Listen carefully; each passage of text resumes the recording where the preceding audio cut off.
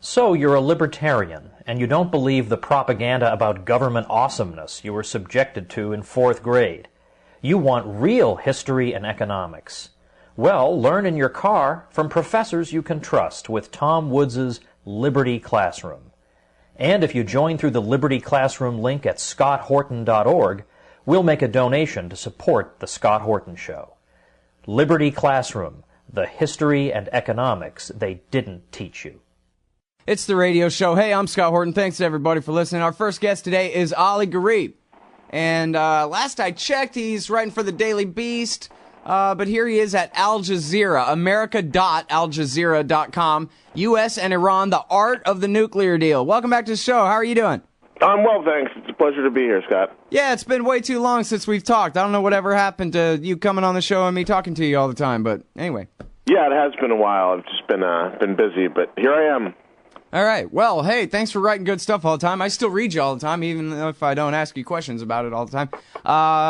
U.S. and Iran, the art of the nuclear deal, as you say here, the diplomatic solution requires concessions from both sides, but making them may be tougher for Obama. Why is that? Well, they both have a lot of pockets of domestic opposition to what they're trying to do, both being Obama and the Iranian President Hassan Rouhani, and to the extent that he's behind Rouhani, Iran's supreme leader, Ali Khamenei. They're hardliners in both countries, and you know, if Rouhani can manage to get the supreme leader behind him in any concessions he wants to make, then that's sort of a done deal. Khamenei has the final say on matters of state, including and especially the nuclear program. Now, Rouhani says that he's been delegated the authority to cut a deal on this stuff, and if that's the case and he does cut a deal, then imposing it is as simple as Khamenei saying, okay, these are the changes we must make to our nuclear program. You know, we're talking about a one-man show here. Now, there are some legitimate questions about whether that will happen because Khamenei is shrewd and fickle, and we don't know if he'll actually back down on some of the concessions that I outlined that would be required of Iran. Now, all that said, Obama is facing a different thing because the Iranians' key concerns revolve around the sanctions program that's leveled against their country. The International Crisis Group did a study of the sanctions. There's 31 different measures in effect, and only 8 of them are imposed by executive order and have not been codified by the Congress, and then there's a host of other institutions that have made these sanctions programs against Iran, taken these measures. One would be the European Union. Another is the UN Security Council. Those sanctions, the ones codified by Congress, the ones from the EU, and the ones from the UN Security Council, will be much, much harder to permanently reverse because they take more than just one man's vote. In the case of the EU, it needs to be agreed by consensus that the sanctions should be reversed. The UN Security Council would need to issue more resolutions to undo the old ones. And Congress, likewise, will need to legislate away the sanctions that exist. Now, in some of those congressionally legislated sanctions, there are opportunities for Obama to use waivers, but the Iranians aren't going to view that as a very concrete concession. You know, anything that can be that easily reversed, this is a matter of Obama not taking a waiver on a certain set of sanctions. They're not going to view those as the sort of concessions for which they should really open up their nuclear program to the world. And, you know, as we all know, Congress is not exactly a very friendly place to Iran, and it's entirely possible that many members of Congress will balk at the prospect of legislating any kind of sanctions relief. In fact, Congress is going full steam ahead right now to try and pile on more measures against Iran, even amid this sort of very striking thaw that's happening. Well, now, in your article, you draw the distinction between Obama's position and Netanyahu's position that really the Democrats, since Obama took power, they have at least implicitly, I think you quote Hillary Clinton pretty directly, but they have at least implicitly all along accepted continued Iranian enrichment, just at this level, not that, and just here, not there, and that kind of thing. whereas the Israeli position has been no nuclear anything at all because it all might as well be an H-bomb hanging over Tel Aviv. And yeah, so the Israelis want every bit of nuclear infrastructure inside Iran to be dismantled. They want all the nuclear material to be quarantined and shipped out of the country. They want to basically erase Iran's nuclear program from the pages of history, to borrow a phrase.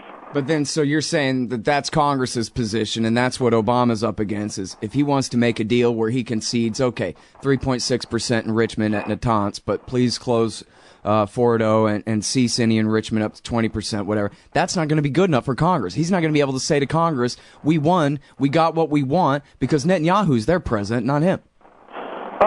Yeah, I mean, I think that there's like there's a constellation of Iran hawks with various interests, and no doubt many of those interests are tied up with the interest of Israel via Israel's proxy in D.C., which is the sort of constellation of pro-Israel groups, especially AIPAC, which exerts a tremendous amount of influence on the Hill, although that has faltered recently too.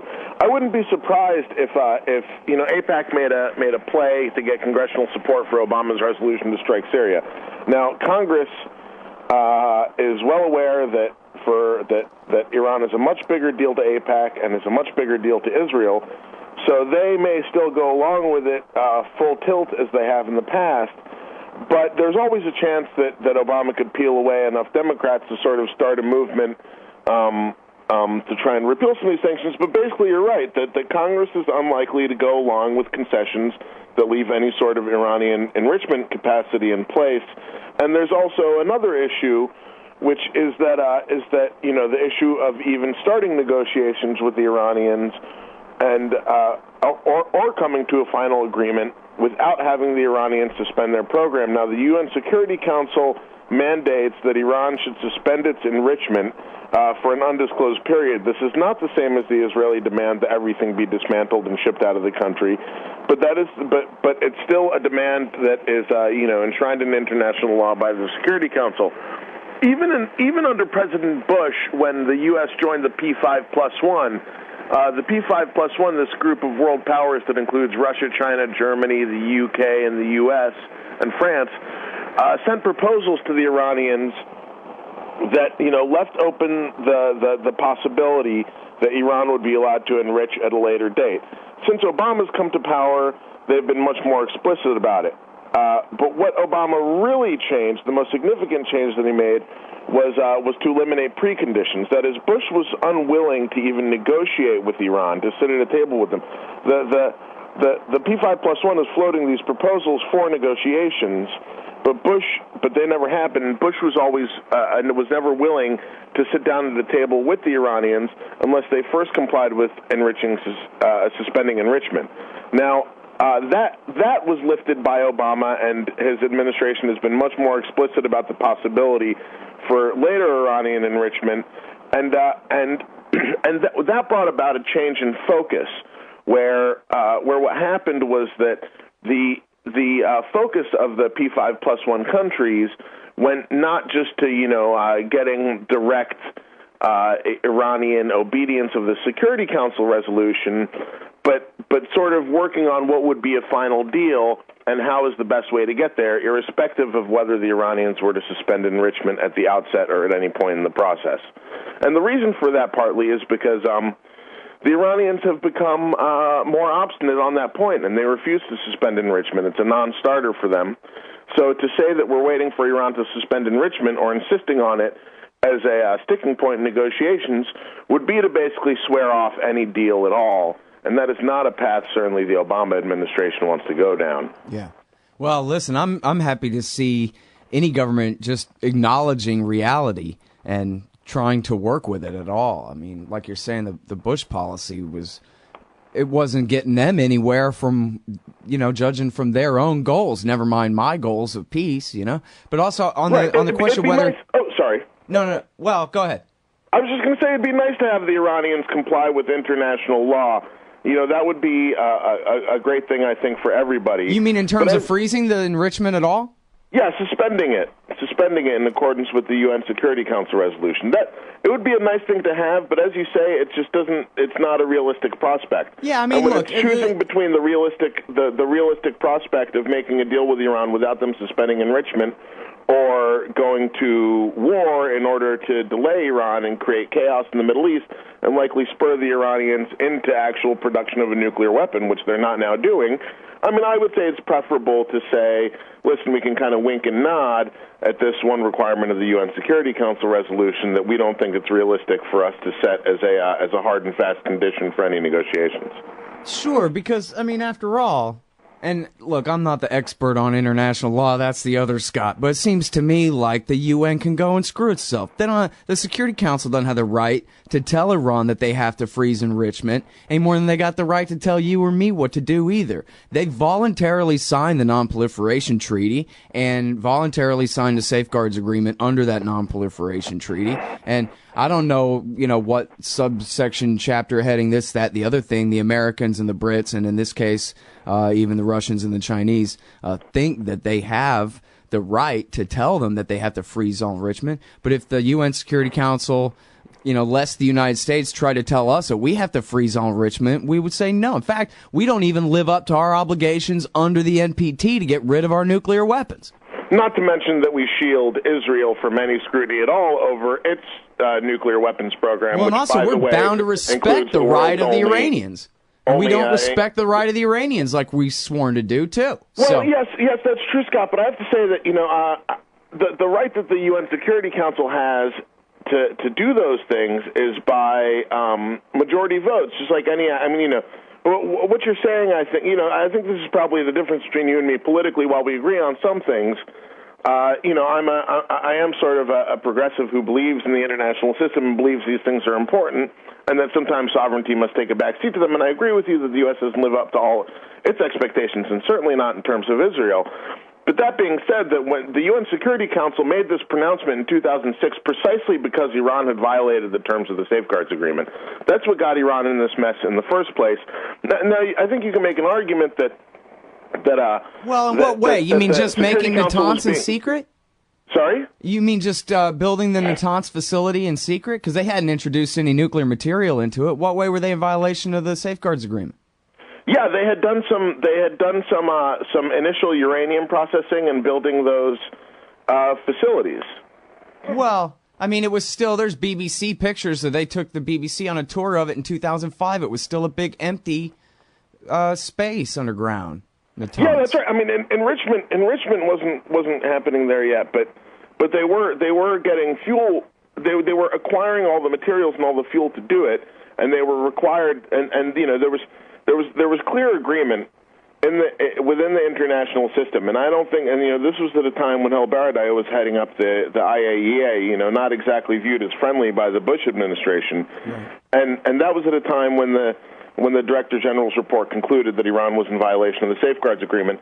That's the grounds on which the Security Council passed that resolution, and that does carry the force of international law. I mean, that's just the way it is. Like, I agree that there should be some flexibility. I guess my understanding was that they were kind of up to the edge of illegality there, in the sense that they had created a nuclear program in secret just because the Americans wouldn't let them create one. We interfered every time the Russians or the Chinese tried to sell them a power plant or anything like that, or give them any equipment. So they had to get it from AQ Khan, the underground, but then they never, the deal in the Safeguards Agreement is you have to let us know 6 months before you introduce nuclear material into any machine, this, that, and the other thing. And I thought that they had not been in violation of that, but I guess maybe I don't remember back. We're talking what the Director General of the IAEA said, but anyway, go ahead. I'm sorry. I think that there's a legitimate point of disagreement here, and being up to the edge of legality rather means that you're up to the edge of illegality, and so I think that there's room for reasonable disagreement on it, and I think that the Security Council might have been a bit aggressive in demanding suspension as part of its resolution. But that said, they did it, and they did it on, grounds that, whether you disagree with them or not, are not completely specious. There was reason for suspicion of Iran, and Iran was indeed building a covert nuclear program at the time that its efforts were revealed. Iranian dissidents with the help of Israeli intelligence. And so I just think that it's not I can see precisely where the UN is coming from, and either way, the Security Council has agreed to that condition on Iran, and once that happens, it carries the force of international law. There are good laws and there are bad laws, and I'm all for trying to use legal processes to undo bad laws, but laws are still laws, and violating them is still violating them. And listen, I break the law sometimes too. I speed in my car. Sometimes I enjoy the occasional joint, but that doesn't mean that those things are legal, right? And so I think we need to recognize what's legal and what's not, and make room for flexibility when it's available. Sure. I guess my thing is it's so obvious, right? All along, it's been obvious that they don't really want a nuclear bomb, even one of them, as a deterrent.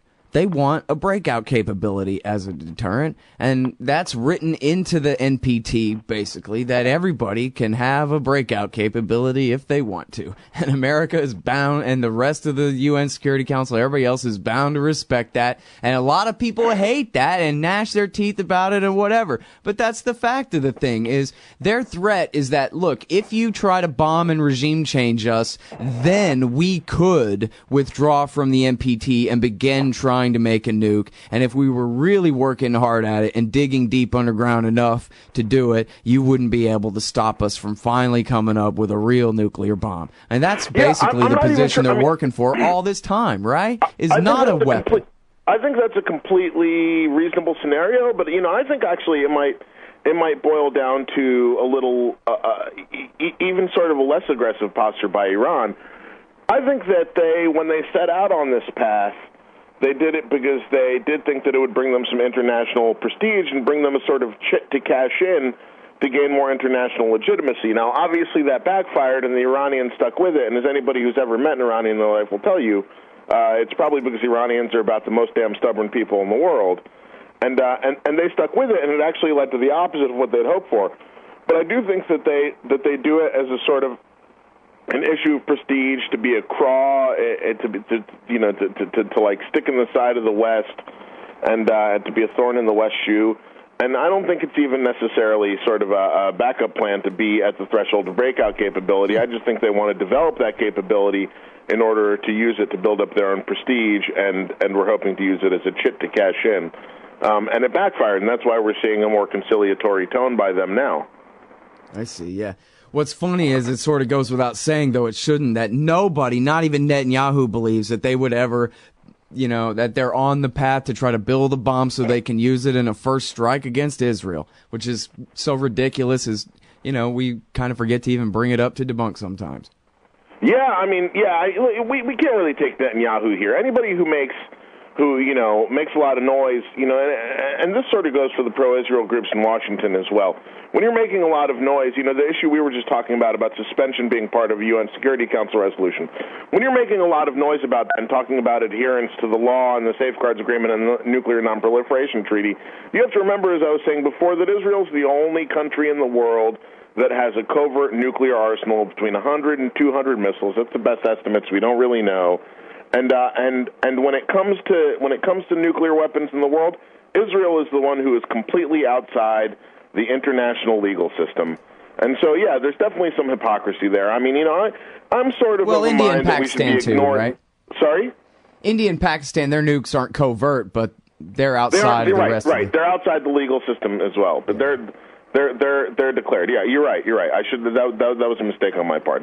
They're not the only ones outside the legal system. They're the only ones that that have a covert arsenal, and so we should. I just think that we got to take a grain of salt everything that Bibi says. There's sort of clear pressure points that he's trying here to try and I think Paul Pilar wrote a great piece on the national interest today. I think it's pretty clear that Bibi not only fears an Iranian nuke, but he fears one in connection with his larger fears that would be a rapprochement between the West and Iran that I don't think would be good strategically for Israel's position. And I think that that's part of I don't doubt that some of his fears of an Iranian nuclear weapon, whether well-founded or not, are genuine. But I do think that he also has great concerns about a deal and what it would mean for Israel's strategic position going forward in the region. Right. In other words, America's Arab allies, and I don't get me wrong, I think they're unsavory allies of ours, but America's Arab allies have been enough of a headache for the Israeli right. Imagine what having a rapprochement and a thaw and maybe better relations between the U.S. and Iran would mean. Right. Well, it would mean that America doesn't have any more enemies in the region, and so. Well, as far as states are concerned, at least. Well, and it would mean that much more pressure on the Israelis to make friends with the same countries we're friends with. Yeah. Right? Yeah, that's true. Well, and as Netanyahu complained to Jeffrey Goldberg in The Atlantic, Corporal Goldberg, that, hey, this could limit their freedom of action a little bit, if the Iranians ever did have a nuke. Not that he feared that Iran would nuke Israel, just it might be harder for Israel to invade southern Lebanon again, like they are wont to do from time to time. Yeah. Yeah, I think that's true. I mean, I think it's sort of a moot point because I don't think the Iranians will develop nuclear weapons until a time when it's not quite moot because they tell the rubes on Fox News all day that, what they and their 12th Imam will do with a nuke if they get one, which they're trying to do. And even Obama in his speech implied that they are in fact making nuclear bombs now. Yeah, no, I mean, no doubt, Israel is an important player. I just think that they I don't know. I'm inclined these days to just sort of to sort of cast them aside in a way and view them as just a kind of guy on the sideline screaming. Like at football games and at baseball games, you always have these guys that sit in the seats close to the field that yell and scream their heads off. It's like, you know what? Those guys don't get to play in the game, and the Israelis aren't playing and trying to hash out a nuclear deal with Iran.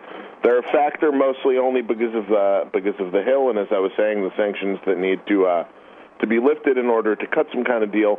But that's it. That's their only avenue of influence is in that way. And so I just think that we ought to not care that much, frankly, what they say. I mean, I don't want to say that they're completely unimportant, but they're just not a major player in this thing. At this point, all they are is a sort of megaphone yelling at Congress, and that our attentions are better directed at what's actually going on between the U.S., the P5+1, and Iran, and what sort of deal can be arrived at. Right. You get what I'm saying? Yeah, absolutely. Well said. I like the sound of that. That was good. All right, we're all out of time. Thanks very much for yours. Ali Gharib at Al Jazeera America. And you still write for the Daily Beast, too? Still writing for the Daily Beast. Yep, okay, I'm writing good up a piece right now. All right. And follow him on Twitter, too. Be right back. Hey, y'all, Scott here, hawking stickers for the back of your truck. They've got some great ones at LibertyStickers.com. Get your son killed, Jeb Bush 2016. FDR, no longer the worst president in American history. The National Security Agency, blackmailing your congressman since 1952. And USA, sometimes we back Al-Qaeda, sometimes we don't. And there's over 1,000 other great ones on the wars, police, state, elections, the Federal Reserve, and more at LibertyStickers.com. They'll take care of all your custom printing for your band or your business at thebumpersticker.com. LibertyStickers.com. Everyone else's stickers suck. Hey, I'm Scott Horton here to talk to you about this great new book by Michael Swanson, The War State, The Cold War Origins of the Military-Industrial Complex and the Power Elite. In the book, Swanson explains what the revolution was, the rise of empire, and the permanent military economy, and all from a free market libertarian perspective. Jacob Hornberger, founder and president of the Future Freedom Foundation, says the book is absolutely awesome, and that Swanson's perspectives on the Cold War and the Cuban Missile Crisis are among the best I've read. The poll numbers say that people agree on one thing. It's that America is on the wrong track. In The War State, Swanson gets to the bottom of what's ailing our society. Empire, the permanent national security bureaucracy that runs it, and the mountain of debt that has enabled our descent down this dark road. The War State could well be the book that finally brings this reality to the level of mainstream consensus. America can be saved from its government and its arms dealers. First, get the facts. Get The War State by Michael Swanson, available at your local bookseller and at Amazon.com. Or just click on the book in the right margin at scotthorton.org. Why does the U.S. support the tortured dictatorship in Egypt? Because that's what Israel wants. Why can't America make peace with Iran? Because that's not what Israel wants. And why do we veto every attempt to shut down illegal settlements on the West Bank? Because it's what Israel wants. Seeing a pattern here? Sick of it yet? It's time to put America first. Support the Council for the National Interest at councilforthenationalinterest.org and push back against the Israel lobby and their sock puppets in Washington, D.C. That's councilforthenationalinterest.org. Hey, y'all, Scott Horton here for Rocky Mountain Miners at RockyMountainMiners.com. Ever wanted to destroy the Federal Reserve System? Now's your chance. New free market currencies are making our fake government money a thing of the past, and good riddance. If you want to mine new Bitcoins and Litecoins into circulation, you need a computer set up to crack the codes to the new coins. Get the Prospector from RockyMountainMiners.com. It's ready to do the work right out of the box. Crack the equations, spend the money. Use promo code Scott Horton Show and save $100. Get all the info and get the Prospector at RockyMountainMiners.com. Hey everybody, Scott Horton here for The Future of Freedom, the Journal of the Future of Freedom Foundation at fff.org/subscribe. Now, you know they publish great articles at fff.org every day, but their best stuff goes in The Future of Freedom. It's just $25 a year for the print edition, $15 to read it online, and I got a new one coming out in September in there, U.S. Responsible for Somalia's Misery. Support FFF. Sign up for The Future of Freedom at fff.org/subscribe and tell them Scott sent you.